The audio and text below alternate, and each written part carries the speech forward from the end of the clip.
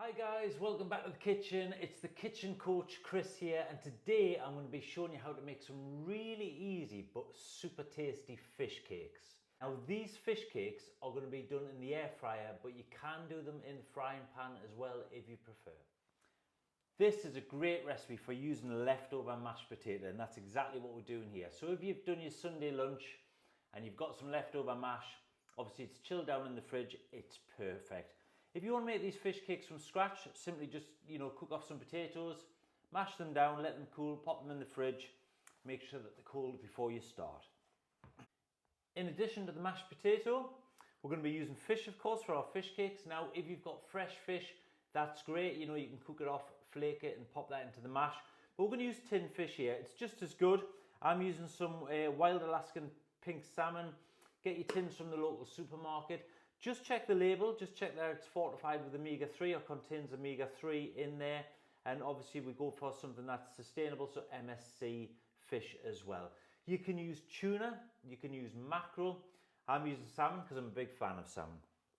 And then just to add some flavour, we've got some spring onions, and we're going to be using all the spring onion, so including the green ends there as well. They're really, really tasty. Add a bit of colour to our fish cake as well. And then I've got some dill, and I'm a real fan of dill. It's just a lovely, lovely fresh herb. You can grow it in your garden. We're going to add this in, but feel free, if you wanted to, you could add in some flat leaf parsley, or if you wanted to go down a kind of Asian inspired route, you could add some chili in there, you could add some coriander in there as well. Then we've got a little bit of smoked paprika, just to give it a little bit of smokiness, adding flavour with spices rather than using salt. And then we've got some lemon zest. Lemon and fish, obviously best of friends. And then just to kind of bind it together, we've got some plain flour, and then we've got an egg as well. So it's really easy to put together this recipe, and I'm going to show you exactly how we do that now. So to make a start on this, I'm simply just going to finely chop my spring onions. You can roughly chop them if you want, add a little bit of texture. Obviously make sure you wash all your veg and fruit, things like that. And then obviously I'm going to just chop down this beautiful dill as well. It's quite a soft herb, so if you finely chop it, you can use the stalks as well. As I say, this is a really easy dish to put together. So I'm just going to do a little bit of prep. Obviously the mashed potatoes already been cooked. I'm just going to take my knife, and these have been washed, and I'm going to give them a chop down. I've just placed a mat underneath my chopping board just to secure it. As always, makes things a little bit easier. And then we simply take our spring onions, and we're just going to finely chop these up. Green ends as well. Really, really tasty. But think about other things that you can put into this as well. Peas would go really well with this. You could do pea and mint if you like. That would be a nice one in the springtime. Think about the other herbs you can add in as well. We've already mentioned going down the kind of Asian inspired route, where we could do coriander, a little bit of chili if you like as well. And what we're trying to do obviously here is just stay clear of using salt for seasoning. Try and add in some ingredients that have got a bit of taste to them, so some spices, fresh herbs. So spring onions into our bowl like so, and then I'm going to take the dill. And as I say, I'm a real fan of this. You can grow this in your garden at home, even on a window box. Think about other plants that you can grow at home as well, so rosemary, thyme, any herbs really that can add flavour. Mint grows really well in gardens as well. So we're just going to take our dill, and I'm just going to finely chop through this as well. And we're already starting to get that really, really nice smell. Dill's a great one to go with fish, as is parsley. And I'm using the stalks here as well because they're quite soft. So we'll use them. There's lots of flavour in there. And there is our dill done. So we'll pop that into our bowl as well. And then we're ready now to start to assemble this dish. So we're going to start with our mashed potato. I've got my fish here, and all I've done is I've just taken it from the tin. I've just drained off any juice. Where possible, if you can, get the fish in spring water rather than oil. So I've just drained it off. Now when we put this together, what we don't want to do is really kind of mash it and work it so it becomes quite gluey. I want to have a little bit of texture in there. So all I'm going to do is I'm just going to add the fish into the mashed potato, like so.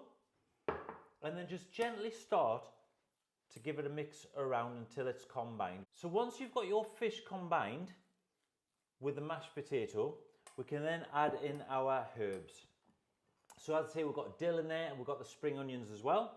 So we're just going to put half in for now. if I just show you that there. And then we can just start to lightly mix that around as well. So now we've added half the herbs in and just gently brought it together. What we're going to do now is we're going to take our lemon and we're just going to zest over some of the lemon. And again, lemon works really, really well with fish.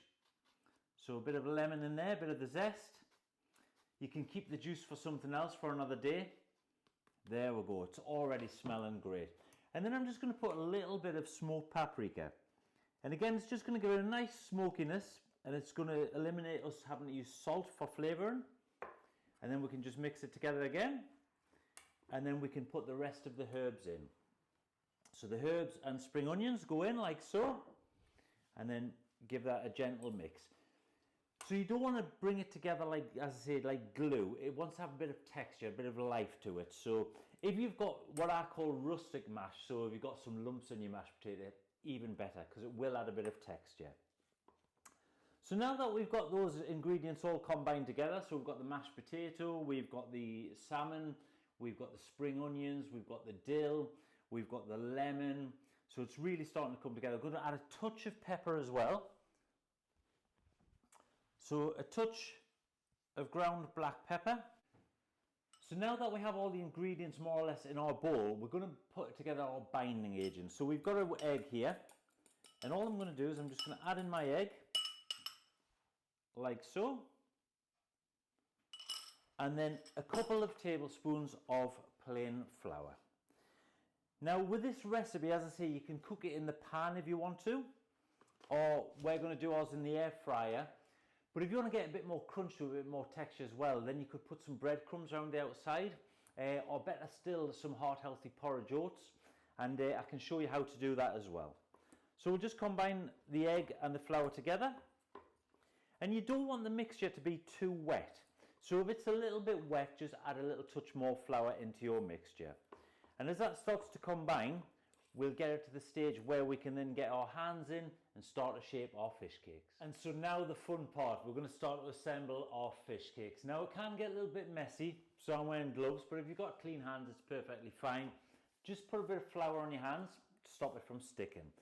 I've got a board here and I've just put a little bit of greaseproof paper on, and I'm just going to sprinkle a bit of flour across the greaseproof paper like so, and then on my gloves. If you've got children or grandchildren, this is a great thing to get them involved in. Get them to give their hands a wash, get them to get stuck in and make their own little pâtés, their own little fish cakes. So we've got our fish cake mix here, and it's as simple as this, guys. And don't forget, these are on shop board. They're not going to be perfectly round, they're rustic, but they're going to taste so much better.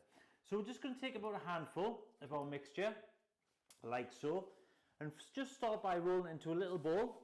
Then pop it onto your floured top, like so. And then you can just kind of work it round, make sure there's flour underneath it, and then just press it down.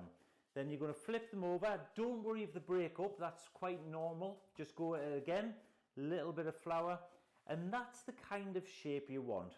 About 2 centimeters thick. And then just repeat. So get some more.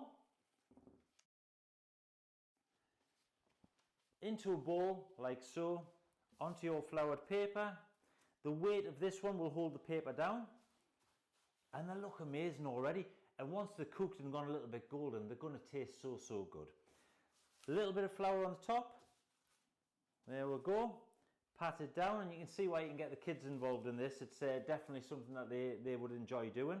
And you know, getting them to cook in the kitchen is a great thing as well. And they're pretty much even size. I'm happy with that. So there's our fish cakes. They are ready to be put in the fridge. But before I do, what I want to do is I just want to show you how to get a little bit of crunchier topping if you like. So we've just got some normal porridge oats here, and I'm going to use them on these ones here. So just sprinkle a couple across. And then I'm just going to gently pat it in to the fish cakes. And this will give it a nice crunchy topping. You can flip it over, do it on the other side as well if you want to. But it's just adding a few oats there. They'll crisp up nice and golden. And then we'll have a couple that are just kind of plain as well. And these, once they're cooked, will be delicious with a nice bit of salad. I'm going to serve mine with a bit of watercress, and I'll do a little dill yogurt to go on the top as well. But we've got 6 generous fish cakes there. I mean, one of them for a little bit of a lunch with a nice salad would be absolutely delicious. Couple for tea time maybe. So yeah, so we'll cover them with cling film. We'll get them in the fridge for about an hour, hour and a half, and then we'll get them in the air fryer. Okay, so these fish cakes have been in the fridge for about an hour, and they've just firmed up, which is going to make it a lot easier for popping into the air fryer. I'm only going to cook a couple, so the rest can go back into the fridge. Might have them for lunch tomorrow. Before they go in the air fryer, I'm just going to brush over just a little bit of oil. And this will just help it crisp up, give it a nice little colour on the top as well. So whilst the fish cakes are in, I just want to show you a couple of little accompaniments that would go deliciously with this. I've got myself some plain Greek yoghurt. It's low-fat yoghurt. And then do you remember the dill that we put into the fish cakes? I'm just going to add the dill, some of the chopped dill, into the yoghurt and mix it up. And this will be a lovely little kind of, almost like a little dip that'll sit nicely on top of the fish cakes. And then I'm just going to add a squeeze of lemon juice for a bit of acidity there, and then a touch of ground black pepper. There we go. And that'll be absolutely delicious with our fish cakes. Now the other thing I've got is I've got some watercress. Now watercress is quite peppery, but it really lends itself well to fish dishes. And it's got a really, really nice taste to it. So all I'm going to do with that is, I'm just going to take myself about half a tablespoon of extra virgin olive oil. And I'm just going to dress very lightly my salad.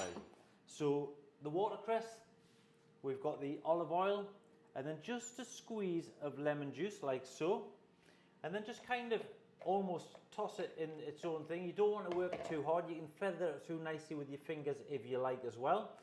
And then we're ready to dress the plate. So I'm just going to pop on my watercress, ready for those fish cakes coming out. And then I'm just going to take the dill with the yogurt and put a little bit on like so. And then that'll sit on the plate as well. Delicious. I can't wait for this. I'm actually really hungry today, and I love a fish cake. And when these crisp up lovely, you've got the texture, the crunchiness, you've got the softness of the dill yogurt there, you've got the peppery, fiery heat from the watercress as well. And then the remainder of the lemon, I'm just going to sit on the plate like so, and I can just squeeze that over my fish cakes. Right, so our fish cakes are done, and they're lovely and crispy on the outside. Very nice indeed. But you can tell they're going to be nice and soft on the inside. So I'm very carefully just going to take one off there. That's the one with the oats on. And then this one here. And I cannot wait to get stuck into these. We've got the crispiness on the outside. You just know they're going to be fluffy on the inside. They've got the crunch from the oats on this one. So you've got them heart healthy oats. You've got that lovely omega-3 salmon in there as well. The peppery watercress. The soft dill yogurt as well, and it would be rude not to just have a squeeze of lemon juice over as well. And now I think it's time to get stuck in, have a try. Right, let's get stuck in. Let's try these fish cakes then. So yeah, nice bit of crisp on the outside. A little bit of the dill yogurt there.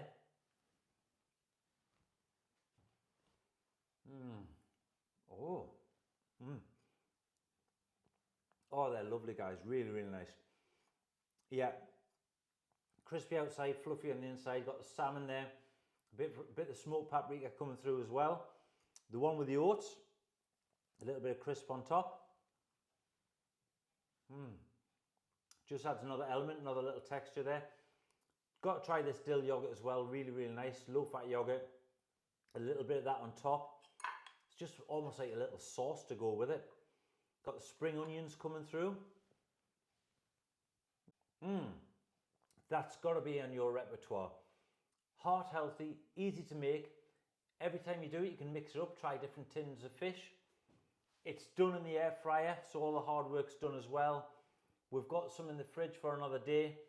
The little dill and yogurt mix on the side there, and the peppery, watercress as well. It's just a lovely, lovely dish. Give this one a go, guys. Check the description and enjoy it. I know I'm off to.